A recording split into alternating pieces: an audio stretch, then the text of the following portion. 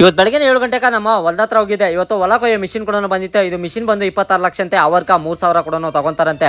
ಸಲ್ವೆ ಇದ್ದಿದ್ದ ಕಾರಣಕ್ಕೆ ಇದು ಅವಾಗ ಜಾಮ್ ಕೂಡ ಆಗ್ತಾ ಇತ್ತು. ಅದಕ್ಕೋಸ್ಕರ ಪಾಪ ಅವರು ಕೂಡ ರೆಡಿ ಮಾಡ್ತಾ ಇದ್ರು.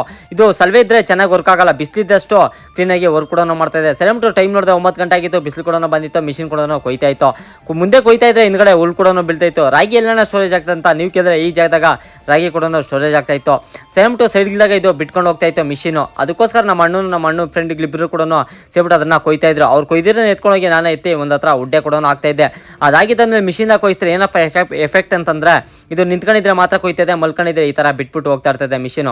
ಅದೇ ಸ್ವಲ್ಪ ಬೇಜಾರು ಅಷ್ಟೇ. ನಮ್ಮ ಅಪ್ಪನು ನಮ್ಮ ತಾತನವರು ಕಾಲದಾಗ ಈ ರಾಗಿ ಎತ್ಕೊಂಡು ಮನೆಗೆ ಬರಕ 3 ತಿಂಗಳಾಗೋದು. ಆದ್ರೆ ಇವಾಗ ಖಾಲಿ 3 ಅವರ್ಗ ರಾಗಿ ಕೂಡ ಬರ್ತೈತೆ.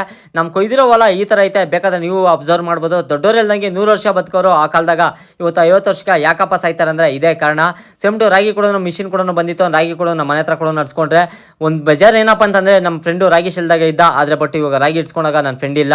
ಮಿಸ್ ಯು ಸೋ ಮಚ್ ಮಚ, ಲವ್ ಯು ಫಾರ್ ಎವರ್ ಮಚ ಅಂತ ಹೇಳಕ ಇಷ್ಟಪಡ್ತೀನಿ. ಎಲ್ಲೇ ಇರಲಿ ಅವನು ಚೆನ್ನಾಗಿಲ್ಲ ಅಂತ ಹೇಳಕ ಮನಸ್ಪೂರ್ವವಾಗಿ ನಾನು ಆಶೀರ್ವಾದ ಮಾಡ್ತೀನಿ ನಮ್ಮ ಮಚಾಗನ್ಕ. ಅದಾಗಿದ್ದಾದ್ಮೇಲೆ ನಂದು ಇವತ್ತು ಬಿಲ್ ಎಷ್ಟಪ್ಪ ಆಗೈತೆ ಅಂತ 2.5 ಅವರ್ ಕೂಡ ನೋಡ್ದವನೆ. ಇದ್ರಾಗ ಮಿಷಿನಾಗ ಹೋಯ್ತಾರೆ ಏನಪ್ಪ ಎಫೆಕ್ಟ್ ಅಂತಂದ್ರೆ ಅವುಗಳೇನಿದ್ರೆ ಅದೆಲ್ಲ ತುಕಡಾಗ್ಲಾಗೆ ರಾಗಿ ಕೂಡ ಆಗ್ತೈತೆ. ನಮ್ಮ ರೈತರು ಅದನ್ನು ಕೂಡ ಮಾರಾಕ್ತಾರೆ. ದಯವಿಟ್ಟು ಆ ಥರ ಯಾರು ಮಾಡಕ್ ಹೋಗ್ಬೇಡಿ ಅಂತ ಹೇಳಕ ನಾನು ಇಷ್ಟಪಡ್ತೀನಿ. ಫ್ರೆಂಡ್ ಇವತ್ತು ತುಂಬಾ ನೆನಪಾದ್ನು, ಅದಕ್ಕೋಸ್ಕರ ಫುಲ್ ಆಗಿ ನೀರು ಕೂಡ ಕುಡಿದ್ರೆ ಅದನ್ನ ಕುಡ್ಕೊಂಡು ಮನೆಗೆ ಬರಕ ಟೈಮ್ ಮಾಡಿದೆ 9 ಆಗಿತ್ತು. ಇವತ್ತು ಕತೆ ಇಷ್ಟು ನಾಳೆ ಸಿಗ್ತೀನಿ.